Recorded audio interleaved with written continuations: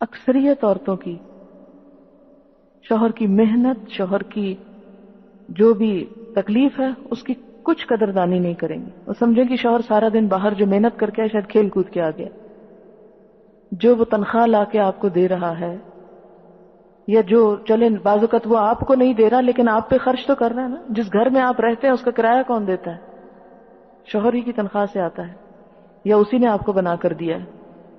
اور اگر وہ کام نہ کرے تو آپ سڑک پہ بیٹھے ہوں، جیسے بہت سے لوگ بیٹھے ہوئے ہیں جن کے شوہر کام نہیں کرتے.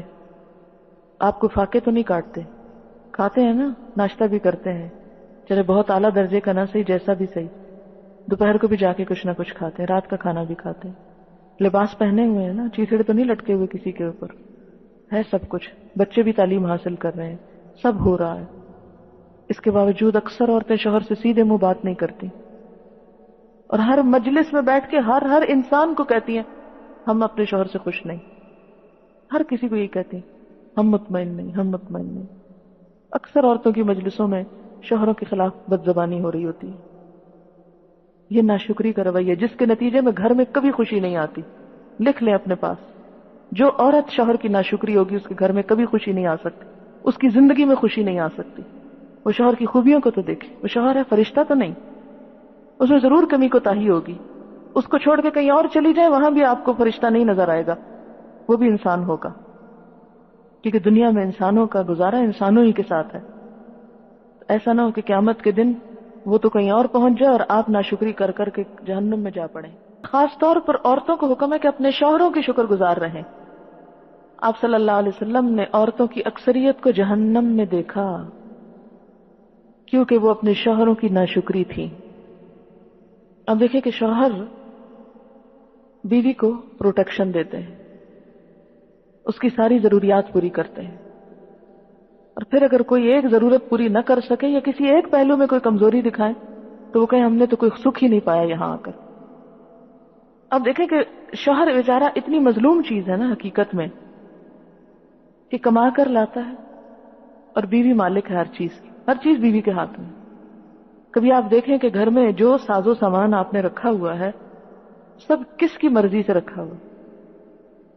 گھر کی ڈیکوریشن، سیٹنگ، لینا دینا، خرچ کرنا کون کر رہا ہے؟ وہ سب استعمال کون کر رہا ہے؟ ذرا یہ دیکھیں. آپ کر رہے ہیں، مالک آپ بنے بیٹھے ہیں. بچے کس کے؟ آپ کے ہیں. ہم انشاءاللہ جہنم میں جانے والے لوگوں کے بارے میں پڑھیں گے اور جہنم سے بچنے کی دعائیں پڑھیں گے، اور اس کے بعد نیکسٹ لیسن ہمارا جنت میں جانے والوں کے بارے میں ہوگا کہ وہ کیسے لوگ ہیں، اور پھر جنت میں جانے کے لیے کیا دعائیں کرنی چاہیے ان کے بارے میں پڑھیں گے انشاءاللہ. یہاں یہ بتایا جا رہا ہے کہ جو عذاب کے مستحق لوگ ہوں گے ان کو گروہ در گروہ جہنم کی طرف لے جایا جائے گا، ٹولیوں کی شکل میں. اور جب وہ جہنم کے دروازے پر پہنچیں گے، جو پہلے بند تھے لیکن جو ہی وہ پہنچیں گے وہ کھول دیے جائیں گے. جیسے کبھی آپ کو کسی جیل میں جانے کا اتفاق ہوا ہو قیدیوں کی مدد کرنے کے لیے، تو آپ دیکھتے ہیں کہ وہ ہر وقت لاک رہتے ہیں دروازے، لیکن جب کسی کو اندر لے جانا تو بس اتنی دیر کے لیے کھلتے ہیں پھر بند ہو جاتے ہیں تاکہ وہ وہیں قید رہیں. تو اسی طرح جہنم میں جانے والوں کے لیے وہ دروازے کھولے جائیں گے، اور جب ان کو اندر ڈال دیا جائے گا وہ پھر بند ہو جائیں گے، اور وہاں سے کوئی باہر نہیں نکل سکے گا، کبھی بھی نہیں نکل سکے. جب یہ لوگ جہنم کے دروازے پہ پہنچیں گے تو جہنم کے دربان ان لوگوں کو ڈانٹتے ہوئے پوچھیں گے کہ کیا تمہارے پاس رسول نہیں آئے تھے؟ تمہارے اندر سے کوئی تمہیں بتانے والا نہیں تھا جو رب کی آیات تم پر پڑھتا اور تمہیں اس دن کے انجام سے ڈراتا؟ وہ اقرار کریں گے کہ ہاں آئے تو تھے، انہوں نے بتایا بھی تھا، دلائل بھی دیے تھے، لیکن ہم نے ان کی مخالفت کی، ان کا مذاق اڑایا، ان کی بات مان کے نہیں دی، اور ہم اپنی دنیا میں ہی مگن رہے. تو ان سے کہہ دیا جائے گا کہ اب تم ان دروازوں سے داخل ہو جاؤ جو تمہارے لیے کھولے گئے ہیں، اور ہمیشہ ہمیشہ یہاں رہو، کیونکہ تم تکبر کی وجہ سے حق کو جھٹلا دیا کرتے تھے. تو علماء یہ کہتے ہیں کہ کچھ لوگ ایسے ہوں گے کہ جو پل صراط سے گزرتے ہوئے اوپر سے جہنم میں پھینکے جائیں گے. یہ وہ لوگ ہوں گے جن کا الٹیمیٹ ٹھکانہ تو جنت ہوگا، لیکن راستے میں سزا بھگت کر جائیں گے، یہ نکال لیے جائیں گے. لیکن کچھ لوگ ہوں گے جو جہنم کے دروازوں سے داخل ہوں گے، جو یہ پکے کٹے مجرم ہوں گے، کفر اور شرک کرنے والے ہوں گے، جو ان دروازوں سے جانے کے بعد پھر کبھی بھی باہر نہیں نکل سکتے. اور جو جہنم کے اوپر پل پر سے گزرتے ہوئے گرائے جائیں گے، وہ اپنی اپنی سزا بھگت کے وہاں سے نبی صلی اللہ علیہ وسلم کی شفاعت کے ذریعے نکال لیے جائیں گے. یہاں پر فرمایا وَسِيقَ الَّذِينَ كَفَرُوا إِلَى جَهَنَّمَ زُمَرًا، سیقہ کا لفظ ساق یسوق سوقن سے ہے، کسی کو اپنے آگے رکھ کر پیچھے سے ہانکنا اور دھکیل کے لے جانا، جیسے ویل چیئر پش کی جاتی ہے. اور یہاں اس سے مراد سختی سے دھکیلنا ہے، جس میں توہین آمیز رویہ بھی ہے. اس سے پتہ یہ چلتا ہے کہ مجرموں کو جہنم کی طرف ڈراتے، دھمکاتے، گھسیٹتے ہوئے لے جایا جائے گا، کیونکہ وہ جانا نہیں چاہیں گے، مزاحمت کریں گے. آپ سوچئے کہ اگر کسی کو پکڑا جا رہا ہو تو کوئی پکڑا ہی نہیں دیتا، وہ اپنے آپ کو چھڑانے کی بھرپور کوشش کرتا ہے، اسٹرگل کرتا ہے.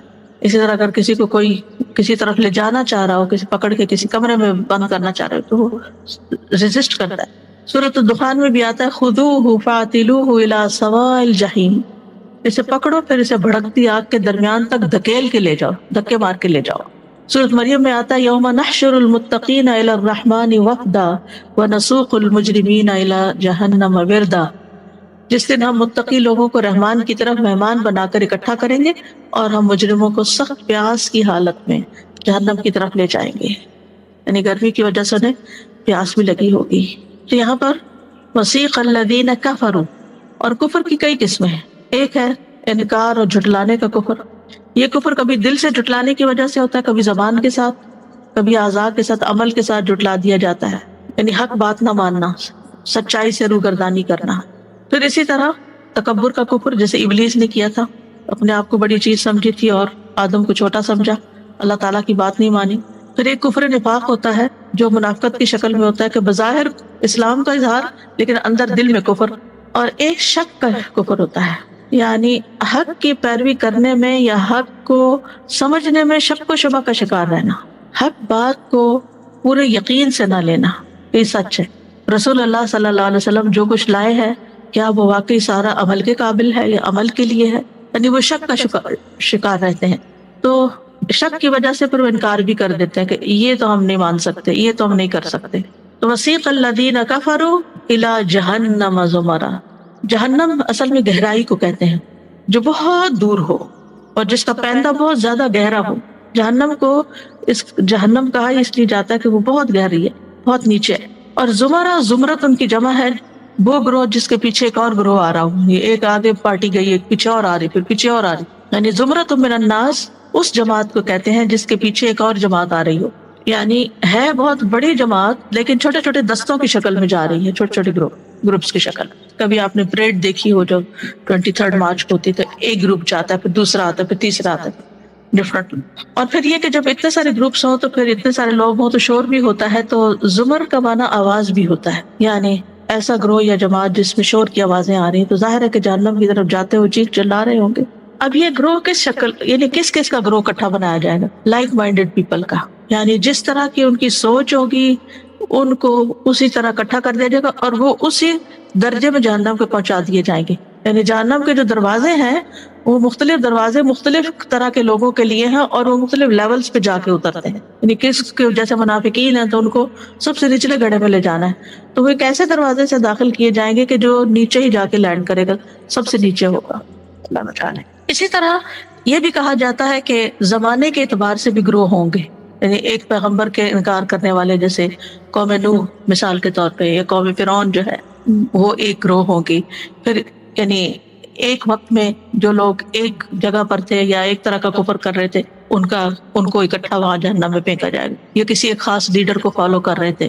پھر اسی طرح مجرموں کے اعتبار سے بھی تقسیم ہوگی، جیسے چوروں کا گروہ الگ، زناکاروں کا الگ، شرابیوں کا الگ، اور اسی طرح دیگر لوگ جو جیسے جیسے جرائم کرتے رہے، شرک کرنے والے، کفر کرنے والے. اور پھر ہر گروہ میں سے جو زیادہ سرکش لوگ ہیں ان کو پھر الگ کر دیا جائے گا. قوم نوح کے سب سے زیادہ جو سرکش لوگ ہیں، یا قوم فرعون کے جو سب سے زیادہ ٹاپ کے سرکش لوگ ہیں.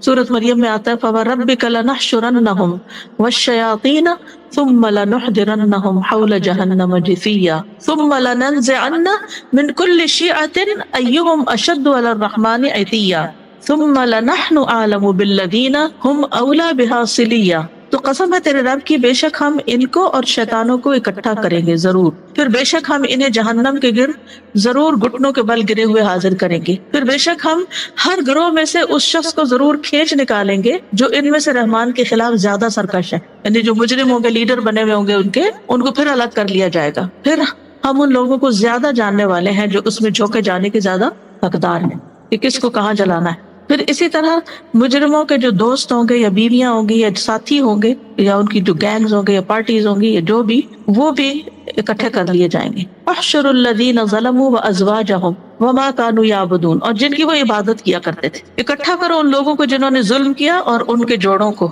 یعنی جن کے ساتھ وہ ملتے جلتے تھے اور جن کی وہ عبادت کیا کرتے تھے، ان کے بت بھی ساتھ ہی اللہ کے سوا. پھر انہیں جہنم کی راہ کی طرف لے چلو. یعنی اللہ کے سوا لوگ جس کسی کی بھی پوجا کرتے ہیں تو پھر ان کو بھی ان کے ساتھ ہی ملا دیا جائے گا، لیکن پیغمبروں کی نہیں، جیسے عیسیٰ علیہ السلام ہے یا کوئی اور. حتی اذا جاؤوها فتحت ابوابها، یہاں تک کہ جب وہ وہاں پہنچیں گے، آئیں گے، تو ان کے جہنم کے دروازے کھول دیے جائیں گے. یعنی پہنچتے ہی دروازہ کھل جائے گا، پہلے سے نہیں کھلا ہوا ہوگا، بند ہوگا. اور جہنم کے 7 دروازے ہیں. وَإِنَّ جَهَنَّمَ لَمَوْعِدُهُمْ أَجْمَعِينَ لَهَا 7 أَبْوَابٍ لِكُلِّ بَابٍ مِّنْهُمْ جُزْءٌ مَقْسُومٌ. اور جہنم ہی وہ جگہ ہے جس کا ایسے سب لوگوں کو وعدہ دیا گیا ہے. اس کے 7 دروازے ہیں، ہر دروازے کے لیے ایک تقسیم شدہ حصہ ہے. وَقَالَ لَهُمْ خَزَنَتُهَا، اور اس کے دربان کہیں گے. خزانہ جو ہے یہ خازن کی جمع ہے.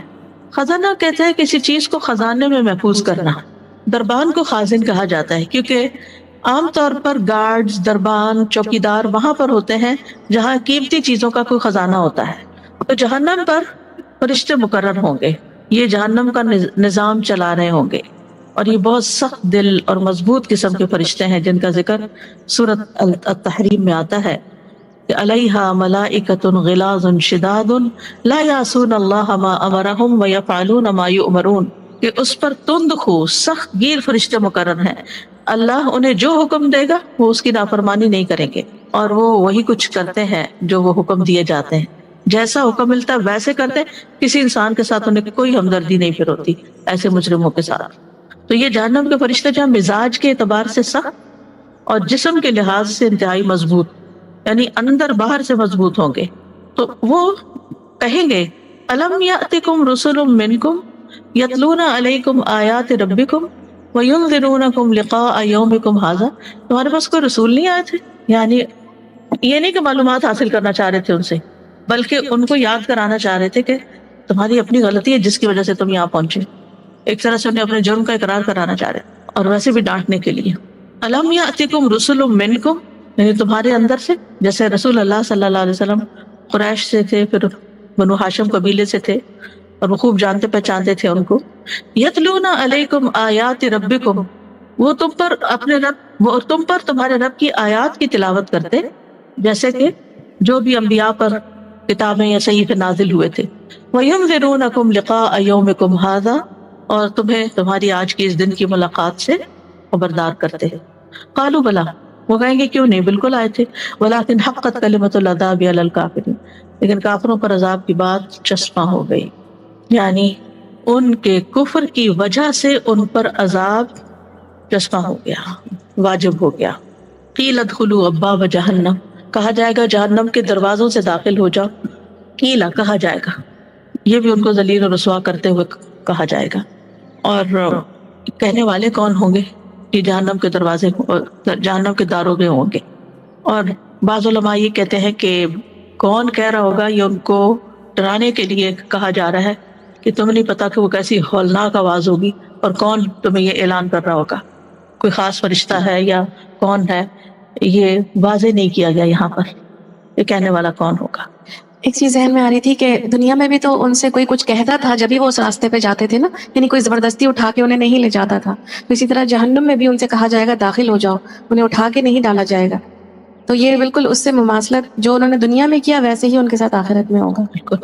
خالدین فیہا، وہ اس میں ہمیشہ ہمیشہ رہیں گے، کبھی وہاں سے نہیں نکلیں گے، نہ ان کو کوئی مہلت ملے گی نہ ان کو کوئی بریک ملے گی. یعنی کفار کے لیے جہنم میں ہمیشگی ہے، اہل ایمان کو اگر سزا ملے گی تو وقتی طور پر ملے گی.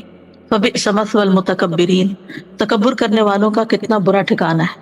کبر انسان کی اس حالت کو کہا جاتا ہے جس کی وجہ سے انسان عجب کا شکار ہوتا ہے، اپنے آپ کو پسند کرنے لگتا ہے، اپنے آپ کو بہتر خیال کرتا ہے اور دوسروں کو حقیر سمجھتا ہے. اور پھر جب دیکھیے جو انسان اپنے آپ کو اچھا سمجھے اور دوسرے کو بیوقوف سمجھے، دوسرے سب کو نالائق سمجھے یا لا علم یا ناسمجھ سمجھے، وہ ان کی کوئی بات سنے گا؟ یعنی جس بندے کو آپ کوئی اہمیت ہی نہ دیں، کچھ سمجھے ہی نہ، پھر کیا آپ اس کی بات سنیں گے؟